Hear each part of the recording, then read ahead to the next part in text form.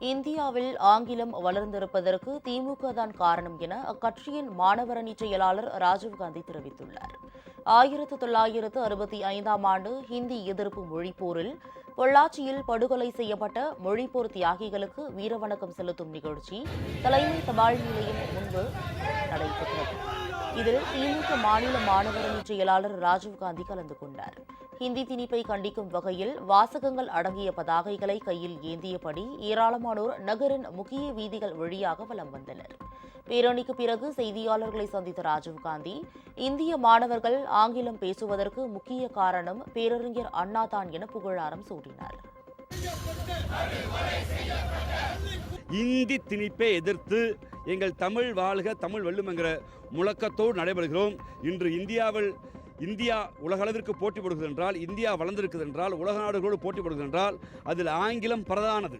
ஆங்கிலம் என்கிற மொழி இல்லை என்றால் இந்தியர்கள் தங்கள் உற்பத்தியை, தங்கள் கண்டுபிடிப்பை உலகிற்கு சொல்ல முடியாது. அந்த ஆங்கிலம் என்கிற மொழியை இந்தியாவிற்கு கொடுத்த இயக்கம் திமுக. ஆங்கிலம் என்கிற மொழியை அலுவல மொழியாக்கியது திமுக. ஆங்கிலம் என்கிற மொழியை அறிவு மொழியாய் கொண்டு வந்து சேர்த்தது பேரறிஞர் அண்ணா என்கிற தலைமகன்.